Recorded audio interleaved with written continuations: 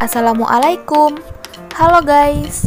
Pada kesempatan kali ini, kami dari kelompok 3 dengan anggota Maisarah Konita Munte dengan NIM 103220004, Azarin Safa Fidela dengan NIM 103220012, Farhan Hanif Azhar dengan NIM 103220025, Muhammad Aditya Fadlur Rahman dengan NIM 103220033, dan Sri Wahyuni dengan NIM 103220041. Nah, di sini kami akan membahas mengenai migas dan non-migas.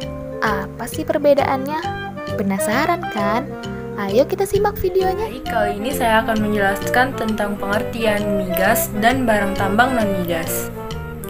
Migas merupakan singkatan dari minyak dan gas. Minyak bumi merupakan hasil proses secara alami berupa hidrokarbon dengan tekanan dan temperatur bersifat padat atau cair yang diperoleh dari hasil penambangan termasuk aspal, lilin mineral, dan bitumen. Namun tidak termasuk batu bara atau hidrokarbon lainnya yang diperoleh melalui kegiatan yang tidak berkaitan dengan usaha minyak dan gas bumi. Serta, gas bumi merupakan hidrokarbon yang diperoleh dari hasil proses secara alami dengan tekanan dan temperatur berupa fase gas yang diperoleh melalui proses penambangan minyak dan gas bumi. Nah, berdasarkan pengertian tersebut, kita mengetahui bahwa barang tambang yang tidak berkaitan dengan usaha minyak dan gas bumi disebut juga sebagai barang tambang non-migas. Saya akan menjelaskan mengenai proses terbentuknya migas dan barang tambang non-migas. Yang pertama, proses pembentukan migas.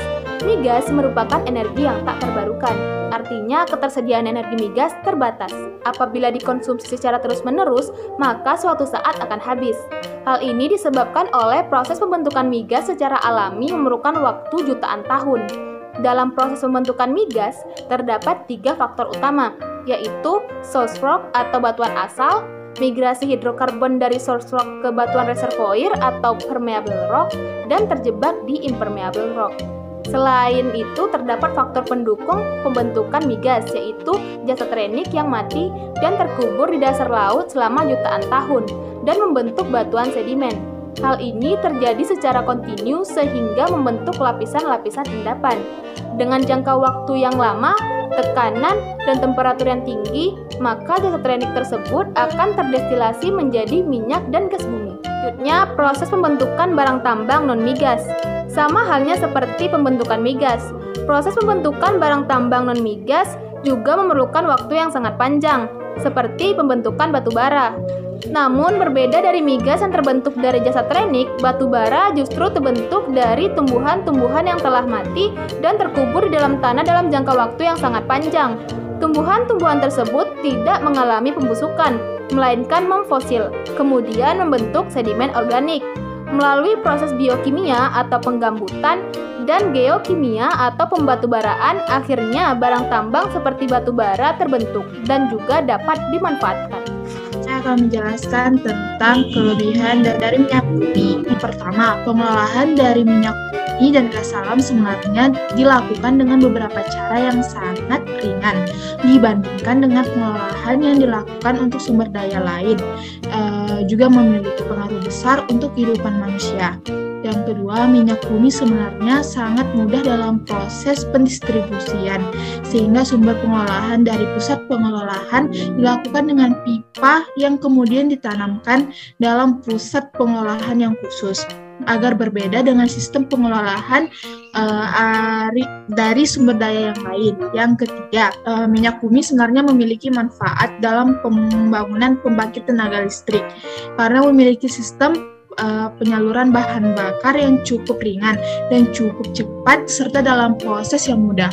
Bahkan dalam sistem untuk pembangkit listrik bisa dipasangkan di kawasan manapun. Selanjutnya saya akan menjelaskan tentang kerugian dari migas. Yang pertama, sumber daya minyak bumi dan gas memerlukan waktu yang cukup lama dalam proses pembentukannya kembali, karena minyak bumi sebenarnya memiliki sifat sekali pakai yang tidak baik, sehingga sumber minyak bumi bisa habis kapanpun. Yang kedua, dalam proses pengolahan biasanya menimbulkan beberapa efek buruk untuk kesehatan dan membuat pemanasan global karena menimbulkan polusi dan pencemaran. Dan yang terakhir adalah pengolahan juga membutuhkan biaya yang tidak sedikit, sehingga akan menghabiskan dana yang banyak dibandingkan dengan beberapa proses pengolahan lainnya yang dari sumber daya manusia. Terima kasih. Kelebihan dan kekurangan bahan tambang non-migas. Kelebihan bahan tambang non-migas. Yang pertama, adanya kegiatan pengolahan bahan tambang akan membuat lapangan pekerjaan. Yang kedua, meningkatkan pendapatan negara melalui pajak yang dikenakan kepada perusahaan tambang. Kekurangan barang tambang non-migas. Yang pertama, pencemaran lingkungan akibat dari penggunaan bahan kimia yang digunakan dalam proses penambangan. Yang kedua, penambangan yang identik dengan penggerukan dan pengoboran yang dapat mengaruhi struktur tanah. Yang ketiga, kegiatan penambangan juga dapat mengganggu kesehatan serta berpotensi bencana alam yang akan terjadi. Contoh migas. Yang pertama, bensin. Bensin merupakan bahan bakar yang digunakan untuk kendaraan bermotor seperti roda 2, 3, dan 4 yang dihasilkan dari proses distilasi minyak bumi pada minyak mentah. Yang kedua, minyak tanah atau kerosin. Bahan bakar yang digunakan untuk kegiatan memasak. Minyak tanah atau kerosin ini memiliki ciri-ciri yang tidak berwarna dan mudah terbakar. Yang ketiga, LPG, Liquefied Petroleum Gas. LPG merupakan gas yang diperoleh melalui proses pengolahan minyak bumi, yaitu kondensasi. Tujuan pengolahan menjadi LPG ini untuk memudahkan pendistribusian kepada masyarakat karena volume gas LPG ini mengalami proses pencairan akan menjadi lebih ringan. Barang-barang tambang non-migas. Yang pertama, batu bara.